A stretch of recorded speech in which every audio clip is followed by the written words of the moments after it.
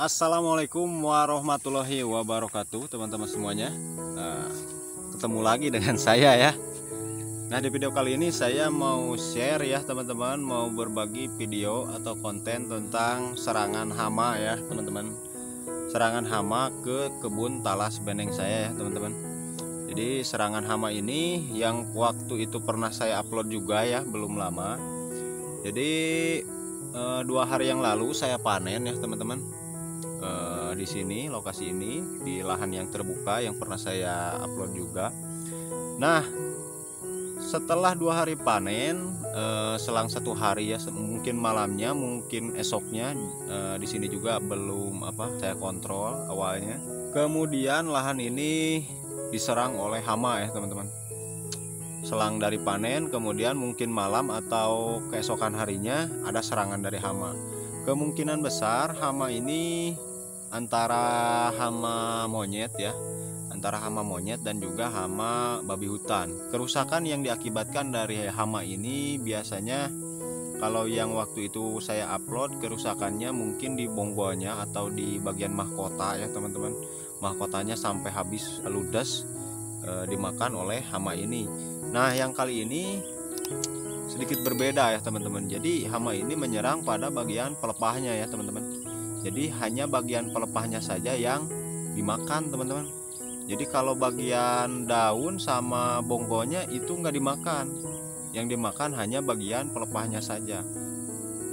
Ini antara monyet dan juga babi hutan ya teman-teman. Tapi kalau babi hutan mungkin dia bisa makan bagian bonggolnya atau bagian mahkotanya ya. Tapi ini hanya memakan bagian pelepahnya saja. Jadi akibatnya dari memakan pelepahnya, daun-daunnya pada berjatuhan ya teman-teman. Jadi untuk lebih lanjutnya tonton terus ya videonya. Nah, ini dia ya teman-teman. Ini dia dampak dari serangan hamanya ya teman-teman. Ini dampak dari serangan hamanya. Mungkin karena sudah masuk musim kemarau ya teman-teman.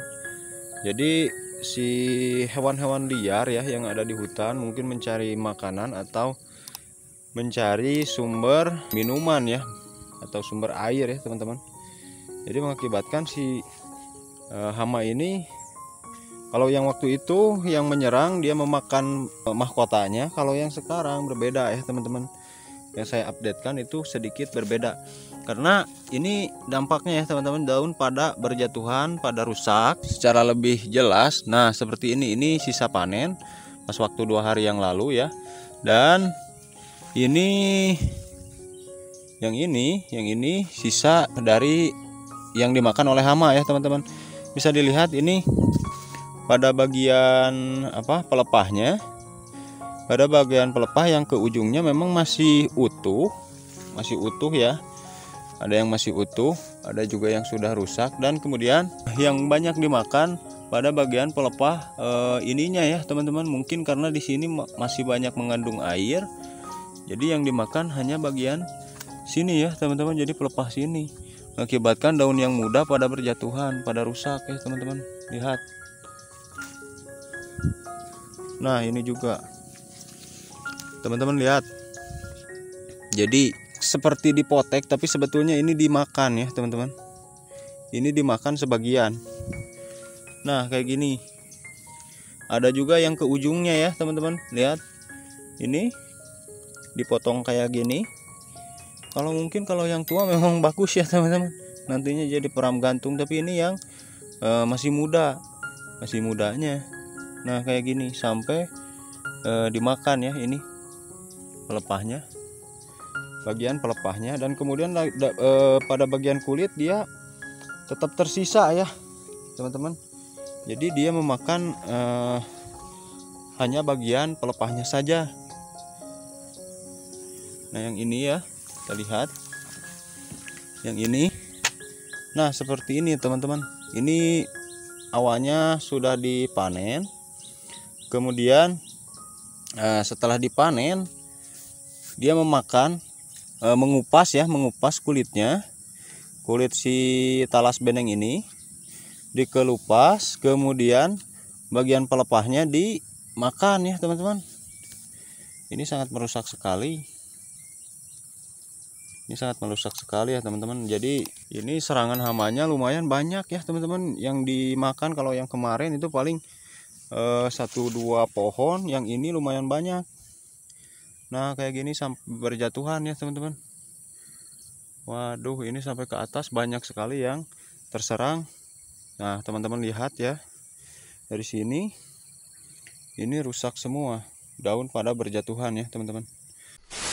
Nah seperti itu ya teman-teman. Jadi daunnya pada berjatuhan karena si pelepahnya dihancurkan atau dimakan oleh monyet ya teman-teman. Ini kemungkinan besar saya yakin ini monyet ya teman-teman yang rusak.